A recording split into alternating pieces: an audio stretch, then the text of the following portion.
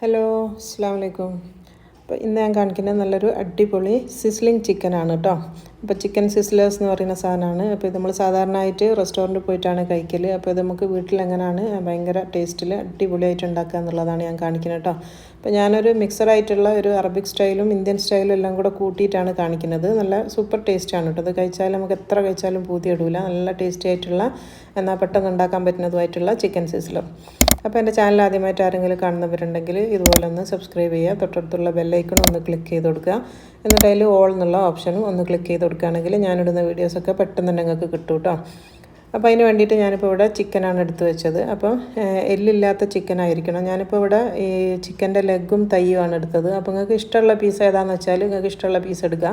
Breast piece വേണമെങ്കിൽ അങ്ങനെ എടുക്കുക. പക്ഷേ എല്ലുണ്ടാവാൻ പാടില്ല എന്നേ ഉള്ളൂ. ഇങ്ങനെ ചെറുതായിട്ട് മുറിച്ച് വെക്കുക. ഇനി നമുക്ക് ഈ ഒരു ചിക്കനിലേക്ക് ഒരു മാരിനേഷൻ ഉണ്ടാക്കണം. അപ്പോൾ നമുക്കൊരു മസാല റെഡിയാക്കണം. അതിന് വേണ്ടിയിട്ട് ഒരു ടേബിൾ സ്പൂൺ തൈരാണ് ഞാനെടുത്തത്. 300 ഗ്രാമാണ് ആ ചിക്കൻ്റെ വെയിറ്റ് കേട്ടോ. ഇതിലേക്ക് ഇനി വേണ്ടത് നമ്മളെ ടൊമാറ്റോ പേസ്റ്റാണ്, വാങ്ങിക്കാൻ കിട്ടും. അത് ഒരു ടേബിൾ സ്പൂണാണ് അത് കൊടുത്തത്, ടൊമാറ്റോ പേസ്റ്റ്. പിന്നെ വേണ്ടത് ഒലിവ് ഓയിലാണ്, അതും ഒരു ടേബിൾ സ്പൂണാണ് വേണ്ടത്. ഒലിവ് ഓയിലിന് പകരം നിങ്ങൾക്ക് ഏത് ഓയിൽ ഉപയോഗിക്കാം കേട്ടോ. പിന്നെ ഒരു ടേബിൾ സ്പൂൺ വിനെഗറാണ്, സുർക്ക, അതും ഇതിലേക്ക് ഒഴിച്ച് കൊടുക്കുക. സുർക്കാണ് കേട്ടോ, വൈറ്റ് വിനെഗർ. പിന്നെ വേണ്ടിയ മുളക് പൊടിയാണ്, അത് ഒരു ടീസ്പൂണാണ്, ഒരു ടീസ്പൂൺ നിറച്ചെടുത്തിട്ടുണ്ട്, കാശ്മീരിയാണ്. പിന്നെ വേണ്ടിയത് നമ്മളെ പാപ്രിക്ക എന്ന് പറഞ്ഞിട്ടുള്ള പൗഡർ, അതും ഒരു ടീസ്പൂണാണ് എടുത്തത്. പിന്നെ വേണ്ടിയത് നല്ല ജീരകത്തിൻ്റെ പൊടിയാണ്, ക്യുമിൻ പൗഡർ, അതും ഒരു ടീസ്പൂൺ. പിന്നെ വേണ്ടത് പെപ്പർ പൗഡർ, ക്രഷ്ഡ് ആയിട്ടുള്ള പെപ്പറാണിത്, അതൊരു 1/2 ടീസ്പൂണാണ് എടുത്തത്. പിന്നെ അത് ഗാർലിക് പൗഡറാണ്, അതും ഒരു ടീസ്പൂൺ. അപ്പോൾ പൗഡറില്ലെങ്കിൽ നിങ്ങൾക്ക് അരച്ചാലും മതി കേട്ടോ, കുഴപ്പമൊന്നുമില്ല. പിന്നെ വേണ്ടത് ജിഞ്ചർ പൗഡർ, അതൊരു 1/2 ടീസ്പൂണാണ്. അപ്പോൾ അത് ഇട്ട് കൊടുത്തിട്ടുണ്ട്. ഇനിയിപ്പോൾ വേണ്ടത് സിന്നമൺ പൊടി, നമ്മളെ പട്ട പൊടിച്ച പൊടിയാണിത്, 1/4 ടീസ്പൂൺ സിന്നമൺ പൗഡർ. പിന്നെ വേണ്ടത് നമ്മളെ ഒറിഗാനോ പിസയിലൊക്കെ ഇടുന്ന അതൊരു 1/2 ടീസ്പൂൺ, അതും കൂടെ ഇട്ടിട്ടുണ്ട്. പിന്നെ ഒരു ചിക്കൻ ക്യൂബാണിത്, നമ്മളെ മാഗിൻ്റെ ചിക്കൻ ക്യൂബ്, അത് ഒന്നാണ് എടുത്തത്, അതും ഇട്ട് കൊടുക്കുക. പിന്നെ വേണ്ടിയ കുറച്ച് ഉപ്പ്. അപ്പോൾ ചിക്കൻ ക്യൂബിൽ ഓൾറെഡി നല്ല ഉപ്പുണ്ടാവും, അതുകൊണ്ട് നോക്കിയിട്ട് കുറച്ച് ഇട്ട് കൊടുത്തിട്ട് നിങ്ങൾ ടേസ്റ്റ് ചെയ്തതിൻ്റെ ശേഷം മാത്രം വേണമെങ്കിൽ ചേർത്ത് കൊടുത്താൽ മതി കേട്ടോ.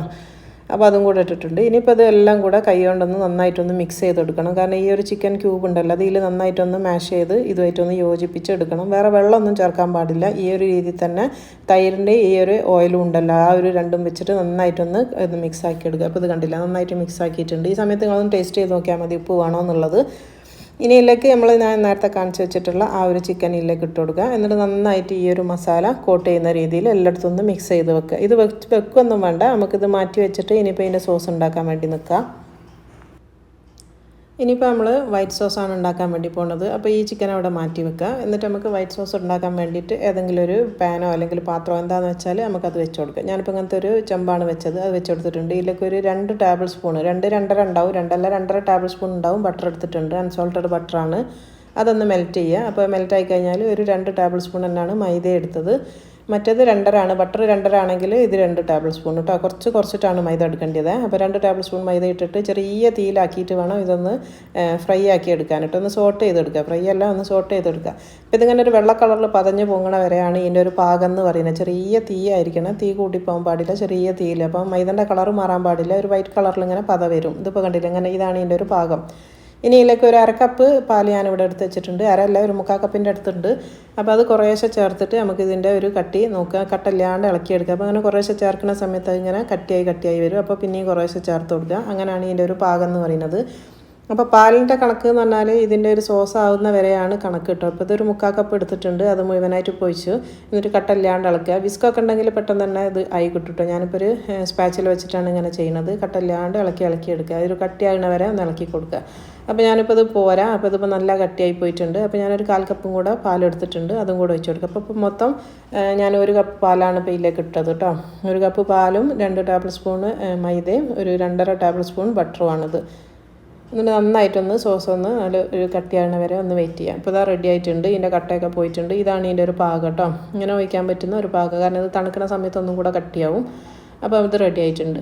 അപ്പോൾ ഈ ഒരു പാകത്തിലായാൽ നമ്മൾ തീ ഓഫ് ചെയ്തിട്ട് ഇനി ഇതിലേക്ക് ആവശ്യത്തിന് ഉപ്പ് ഇട്ട് കൊടുക്കാം. ഉപ്പ് ചെറുതായിട്ട് മതിയിട്ട്, ഈ സോസിലധികം ഉപ്പിടാൻ പാടില്ല, ചെറിയ ലൈറ്റായിട്ട് ഇടുമ്പോൾ തന്നെ നല്ല ഉപ്പുണ്ടാവും. അപ്പോൾ ചെറുതായിട്ടൊന്ന് ഉപ്പിട്ട് കൊടുക്കുക. എന്നിട്ട് നന്നായിട്ടൊന്ന് മിക്സ് ചെയ്തിട്ട് നമുക്ക് മാറ്റി വെക്കാം.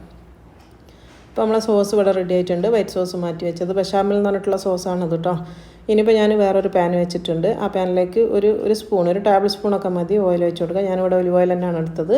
അപ്പോൾ ആ പാനിലൊന്ന് നന്നായിട്ട് ആ എണ്ണ ഒന്ന് ചുറ്റിച്ച് കൊടുക്കുക. ഒരു ടേബിൾ സ്പൂണൊക്കെ മതി കേട്ടോ, ഒരു സ്പൂണും ഓയിൽ മതി, ജസ്റ്റ് ഒന്ന് അടി പിടിക്കാണ്ടിരിക്കാൻ വേണ്ടിയിട്ടാണ്. അപ്പോൾ എന്നിട്ട് ഇതിലേക്ക് നേരത്തെ നമ്മൾ മസാല തേച്ച് വെച്ചിട്ടുള്ള ആ ഒരു ചിക്കൻ ഉണ്ടല്ലോ, അത് ഇതിലേക്ക് ഇട്ട് കൊടുക്കുക. ആ ഒരു മസാലയൊക്കെ നല്ലോണം വടിച്ച് ഒഴിച്ച് കൊടുക്കണം, ആ മസാലയോട് കൂടിയാണ് ഒഴിച്ച് കൊടുക്കേണ്ടത്.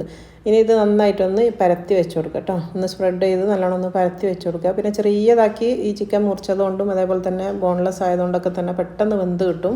ഒരു മാക്സിമം ആണ് 5 മിനിറ്റ് ഒക്കെ കേട്ടോ. അതൊന്ന് മൂടി വെച്ചൊരു 2 മിനിറ്റ് അല്ലെങ്കിൽ 3 മിനിറ്റ് നേരം ഒന്ന് മൂടി വെച്ച് വേവിച്ച് കൊടുക്കുക. അപ്പോൾ അത് 3 മിനിറ്റ് കഴിഞ്ഞിട്ടുണ്ട്. ഇപ്പോൾ അത് തുറന്ന് കണ്ടോ, ഇപ്പോൾ ആ ഒരു ചിക്കൻ എന്നുള്ള വെള്ളമൊക്കെ ഇറങ്ങി വന്നിട്ടുണ്ട്. ഇതിനെ ഒന്ന് തിരിച്ചിട്ട് കൊടുക്കുക, ഇളക്കി ഒന്ന് തിരിച്ചിട്ട് കൊടുത്താൽ മതി. ഇനിയിപ്പോൾ 2 മിനിറ്റും കൂടെ ഒക്കെ ഒന്ന് വേവിച്ചാൽ മതി. ഒരു 5 മിനിറ്റിൻ്റെ മേലൊന്നും ഇത് വേവിക്കേണ്ടിയില്ല കേട്ടോ, ചിക്കൻ പെട്ടെന്ന് വേവും. പിന്നെ ഞാൻ പറയാൻ പോണത്, സിസ്ലിംഗ് പാൻ ഉണ്ടെങ്കിൽ ഞാൻ ഈ സോസ് വറ്റിച്ചെടുക്കുന്നുണ്ട്. ഇപ്പോൾ സിസ്ലിംഗ് പാൻ ഇല്ല എന്നുണ്ടെങ്കിൽ നിങ്ങൾക്ക് സാധാരണ ഫ്രൈ പാനിൽ ചെയ്യാം. അങ്ങനെ ചെയ്യുന്ന സമയത്ത് ഈ ഒരു സോസ് വറ്റിച്ചെടുക്കേണ്ടിയില്ല കേട്ടോ, സോസോട് കൂടി തന്നെ ചെയ്യാം. ഞാനിപ്പോൾ സിസ്ലിംഗ് പാനിലായതുകൊണ്ട് ആ ഒരു സോസ് വറ്റിച്ചെടുത്തിട്ടുണ്ട്. വല്ലാണ്ട് അങ്ങ് ഡ്രൈ അല്ല, ഈ ഒരു പാകത്തിലാണ് ഞാനിപ്പോൾ ഇത് വറ്റിച്ചെടുത്തത്. ഇങ്ങനെയാണ് ഞാനിപ്പോൾ ചെയ്യുന്നത്. അത് സിസ്ലിംഗ് പാൻ ആയതുകൊണ്ട് മാത്രമാണ് കേട്ടോ. ഇപ്പോൾ ചിക്കൻ ഒന്ന് വെന്തണം എന്നുള്ളത് കാണിച്ചു തരാം. കണ്ടോ, നല്ല കറക്റ്റ് വേവാണ്, നല്ല വെന്തിട്ടുണ്ട്. ഇപ്പോൾ ഇത് കണ്ടില്ല, ഈ ഒരു പാകത്തിലാണ് വേണ്ടി കേട്ടോ. അപ്പോൾ നല്ല അടിപൊളി ചിക്കൻ ഇവിടെ റെഡി ആയിട്ടുണ്ട്. ഇനി ഇതവിടെ മൂടി വെക്കുക കേട്ടോ. ഇനി നമുക്ക് അടുത്തത് വേണ്ടി എന്താണെന്ന് വെച്ചാൽ കുറച്ച് ഫ്രഞ്ച് ഫ്രൈസ് വേണം. ഇത് ഫ്രോസൺ ആയിട്ട് ഞാൻ വാങ്ങിച്ചിട്ടുള്ള ഫ്രഞ്ച് ഫ്രൈസ് ആണ്. അപ്പോൾ ഞാൻ എയർ ഫ്രയറിലാണ് ഫ്രഞ്ച് ഫ്രൈസ് ഉണ്ടാക്കൽ ഇവിടെ. അപ്പോൾ ഞാനത് എയർ ഫ്രയറിലേക്ക് ഇട്ട് കൊടുക്കുകയാണ്. അപ്പം നിങ്ങൾ എണ്ണയിലാണ് സാധാരണ പൊരിക്കലെങ്കിൽ അങ്ങനെ എണ്ണയിൽ പൊരിച്ചിട്ട് എടുക്കുക. അപ്പോൾ ഞാനിപ്പോൾ ഇത് ഫ്രയറിൽ ഇട്ട് കൊടുത്തിട്ടുണ്ട്. ഒരു 10 മിനിറ്റ് കൊണ്ട് നമ്മളെ ഫ്രഞ്ച് ഫ്രൈസ് ഇവിടെ റെഡിയായി കിട്ടും. അപ്പോൾ ഞാൻ ഈ ഒരു സിസ്ലിംഗ് പാൻ എന്താണെന്നുള്ളത് കാണിച്ചു തരാം. ഇതാണ് സിസ്ലിംഗ് പാൻ കേട്ടോ. ഇതിപ്പം കാസ്റ്റ് അയണ്ട പാനാണ്, നല്ല വെയിറ്റ് ഉണ്ടോ. ഈ ഒരു പാനിന് മാത്രം ഉണ്ട് 2 കിലോ ഒക്കെ വെയിറ്റ് കേട്ടോ, ചെറിയൊരു പാനാണ്. അപ്പോൾ ഇതിൻ്റെ അടിയിലൊരു മരത്തിൻ്റെ ഒരു ട്രേ ഉണ്ടാവും. കാരണം ഈ നല്ല ചൂടുള്ള ഈ പാൻ ഈമേൽ വെക്കുന്നതിന് ഇതാകാൻ വേണ്ടിയിട്ടാണ് ഇങ്ങനെ ഒരു ട്രേ ഉണ്ടാവുക. അപ്പോൾ ഇതില്ലെങ്കിൽ നിങ്ങൾക്ക് സാധാരണ ഫ്രൈ പാനിലും ചെയ്യാം കേട്ടോ. അപ്പോൾ ഞാനിപ്പോൾ ഒരു സിസ്ലിംഗ് പാനാണ്. ഇതിപ്പോൾ അയൺ ആയതുകൊണ്ട് ഞാനിപ്പോൾ കുറേ പ്രാവശ്യം ഒന്ന് കഴുകി ഒന്ന് എണ്ണയൊക്കെ തേച്ച് ഒന്ന് മയക്കിയെടുത്തതാണ്. അപ്പോൾ ഇതിലാണ് നമ്മളിപ്പോൾ ഇന്ന് സിസ്ലിംഗ് ചിക്കൻ ഉണ്ടാക്കി തരുന്നത് കേട്ടോ, കാണിച്ചു തരുന്നത്. അപ്പോൾ ഇതില്ലാന്ന് വെച്ചിട്ട് വിഷമിക്കേണ്ട, സാധാരണ ഫ്രൈ പാനിലും ചെയ്യുക. അപ്പോൾ സോസ് വറ്റിക്കേണ്ടെന്നേ ഉള്ളൂ കേട്ടോ. അപ്പോൾ നമ്മളെ ഫ്രഞ്ച് ഫ്രൈസ് ഇവിടെ റെഡി ആയിട്ടുണ്ട്. അപ്പോൾ ഒരു 10 മിനിറ്റാണ് ഇപ്പോൾ ഇത് ടൈം എടുത്ത്. കണ്ടോ, അടിപൊളി ഫ്രഞ്ച് ഫ്രൈസ് ഇവിടെ റെഡി ആയിട്ടുണ്ട്. അപ്പോൾ എണ്ണയൊന്നും കുടിക്കുകയില്ല, എണ്ണയിലൊന്നും ആക്കേണ്ടിയില്ല. അപ്പോൾ അതുണ്ടെങ്കിൽ അങ്ങനെ ചെയ്യുക, അല്ലാന്നുണ്ടെങ്കിൽ സാധാരണ നിങ്ങൾ ഫ്രൈ ചെയ്തിട്ടാണ് എടുക്കണമെങ്കിൽ അങ്ങനെ ചെയ്താൽ മതി. അപ്പോൾ നമ്മളെ ഫ്രഞ്ച് ഫ്രൈസും ഇവിടെ റെഡി ആയിട്ടുണ്ട്. ഇനിയിപ്പോൾ കണ്ടില്ല, അപ്പോൾ ആ ഫ്രഞ്ച് ഫ്രൈസ് നമ്മൾ മാറ്റി വെക്കാം. ഇനിയിപ്പോൾ ഞാൻ ആ ഒരു സിസ്ലിംഗ് പാനിൽ നല്ലോണം ഒന്ന് ചൂടാക്കി കൊണ്ടുവന്നിട്ടുണ്ട്. അടുപ്പിൽ വെച്ചിട്ട് നല്ലോണം നല്ല ചൂട്, കൈ വെച്ചാൽ ഇങ്ങനെ ആവി പുറത്തേക്ക് വരുന്ന രീതിയിൽ നല്ലോണം പോകുക.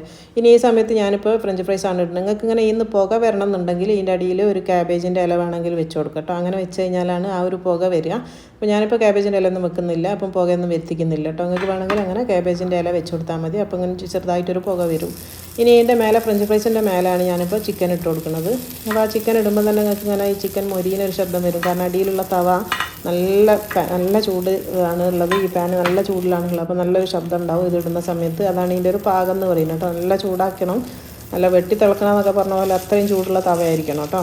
എന്നിട്ട് നന്നായിട്ടൊന്ന് പ്രസ് ചെയ്ത് കൊടുക്കുക, ഒന്ന് ലെവൽ ചെയ്യുക. എന്നിട്ട് നമ്മളിനി അടുത്തത് നമ്മൾ ഉണ്ടാക്കി വെച്ചിട്ടുള്ള ആ ഒരു വൈറ്റ് സോസ് ഇല്ലേ, അത് ഇതിൻ്റെ മേലെ ഇതേപോലെ തന്നെ ഒന്ന് കവർ ചെയ്യുന്ന രീതിയിൽ ഇട്ട് കൊടുക്കുക. ആ ചിക്കനൊക്കെ ഒന്ന് നന്നായിട്ടൊന്ന് കവർ ചെയ്താൽ മതി. അപ്പോൾ സോസ് കൂടി പോകാനും പാടില്ല കേട്ടോ. അപ്പോൾ ഈ ഒരു പാകത്തിന് മതി. ഇതിപ്പോൾ കറക്റ്റാണ് കേട്ടോ, 1 കപ്പ് പാലിൻ്റെ സോസാണിത്. പിന്നെ ഞാൻ പറഞ്ഞില്ല 300 ഗ്രാമാണ് ചിക്കൻ എടുത്തത്. അപ്പോൾ അത് നന്നായിട്ടൊന്ന് സ്പ്രെഡ് ചെയ്ത് കൊടുത്തിട്ടുണ്ട്. ഇനി ഇതിൻ്റെ മേലെ കുറച്ച് ഫ്രഞ്ച് ഫ്രൈസ് വെച്ച് കൊടുക്കുക. അപ്പോൾ ഇതൊരു ഫുൾ മീലായിട്ടാണ് ഞാൻ കാണിക്കുന്നത് കേട്ടോ, വേറെ ഫുഡൊന്നും വേണ്ടിയില്ല. ഇത് ശരിക്കും നമുക്കൊരു ഫുൾ മീലാണ്. അപ്പോൾ ഫ്രഞ്ച് ഫ്രൈസ് ഞാൻ വെച്ച് കൊടുത്തിട്ടുണ്ട്. ഇനിയിപ്പോൾ അതിൻ്റെ മേലെ നമുക്ക് വേണ്ടത് മോസറോള ചീസാണ് കേട്ടോ. അപ്പോൾ ഇഷ്ടമുള്ള ചീസ് ഉപയോഗിക്കുക. ഞാനിപ്പോൾ ഒന്ന് മോസറോള ആണ് എൻ്റെ കയ്യിലുള്ളത്, അപ്പോൾ അതാണ് ഞാൻ ഉപയോഗിച്ചത്. അപ്പോൾ നന്നായിട്ട് ചീസും വെച്ച് കൊടുത്തിട്ടുണ്ട്. ഇനി ഇതിൻ്റെ മേലെ കുറച്ച് പാസ്ലി ഇല അരിഞ്ഞ് വെച്ചതുണ്ട്, അതൊന്നും ഇട്ട് കൊടുക്കുക. ഇതിന് പകരം നിങ്ങൾക്ക് മല്ലിച്ചപ്പ് വേണമെങ്കിൽ അതും ഇടാം കേട്ടോ.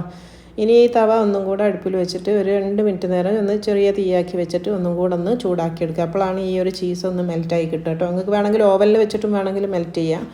അപ്പോൾ ഞാനിപ്പോൾ ഒന്ന് ചൂടാക്കിയപ്പോൾ തന്നെ ഇതൊന്ന് മെൽറ്റായിട്ടുണ്ട്. ഇതിപ്പോൾ കണ്ടില്ല, നല്ല ചൂടാണ്, നല്ല ഇതാണ്. അപ്പോൾ ഞാൻ പറഞ്ഞല്ലോ, നിങ്ങൾക്ക് ഇങ്ങനെ പുകയൊക്കെ വരണം എന്നുണ്ടെങ്കിൽ അടിയിൽ ഇലയൊക്കെ വെച്ച് കൊടുത്താൽ മതി. അപ്പോൾ നല്ല അടിപൊളിയായിട്ടുള്ള നമ്മളെ ചിക്കൻ സിസ്ലർ ഇവിടെ റെഡിയാണ്. ഇതൊരു ടർക്കിഷ് സ്റ്റൈലിലാണ് ഞാൻ ചെയ്തത്. അതിൻ്റെ കൂടെ മസാല ആണെങ്കിൽ ഒരു ഇന്ത്യൻ സ്റ്റൈലിലേക്കും കൂടെ പോയിട്ടുണ്ട്. അതുകൊണ്ടാണ് ഞാൻ പറഞ്ഞ ഫ്യൂഷൻ ആണെന്നുള്ളത്. പക്ഷേ നല്ല ടേസ്റ്റാണ്. അപ്പോൾ അത് വീട്ടിലുണ്ടാക്കി കഴിക്കാത്ത ആൾക്കാരുണ്ടെങ്കിൽ ഒന്ന് ഉണ്ടാക്കി കഴിച്ച് നോക്കുക. ഇഷ്ടമാണെങ്കിൽ ലൈക്ക് ചെയ്യാനും ഷെയർ ചെയ്യാനൊന്നും മറന്നു പോകരുത് കേട്ടോ. എന്നാൽ തംസപ്പ് നിൽക്കണേ. അപ്പോൾ നിങ്ങൾക്ക് ഇന്ന് കാണിച്ച ചിക്കൻ സിസ്ലർ എല്ലാവർക്കും ഇഷ്ടമായി എന്ന് തന്നെ വിചാരിക്കുന്നു. ഇഷ്ടമാണെങ്കിൽ ഒരു ചെറിയ കമൻറ്റ്, ഇഷ്ടമായിണോ ഇല്ല എന്നുള്ള ഒന്ന് എന്നെ കമൻറ്റ് ബോക്സിൽ പറഞ്ഞിട്ട് അറിയിക്കണേ. അപ്പോൾ ഇതൊന്ന് എടുത്തിട്ട് ഞാൻ കാണിച്ചു തരാം. ഉണ്ടോ, നല്ല സൂപ്പർ ഇതാണ്. നല്ല പാകത്തിന് അടിയിലൊക്കെ കണ്ടില്ല, ചിക്കൻ നല്ല ടേസ്റ്റാണ്. അതേപോലെ തന്നെ ഈ ഒരു ചീസ് ഇങ്ങനെ ഈ മൊസറോള ചീസ് ആയതുകൊണ്ട് നല്ല വലിഞ്ഞിട്ടാണ് ഉണ്ടാവുകയും ചെയ്യുക. ചൂടോടുകൂടി കഴിക്കാനാണ് നല്ല ടേസ്റ്റ് കേട്ടോ. പിന്നെ ഞാൻ പറഞ്ഞല്ലോ ഇതൊരു ഫുൾ മീലാണ്, അതുകൊണ്ട് ഇത് കഴിച്ചാൽ തന്നെ പെട്ടെന്ന് വയറെന്ന് പറയും. ചെറിയ ക്വാണ്ടിറ്റി മതി. അപ്പോൾ ഇൻഷാ അല്ലാഹ് ഇനി അടുത്ത നല്ലൊരു വീഡിയോയിൽ കാണുന്നത് വരെ അസ്സലാമു അലൈക്കും.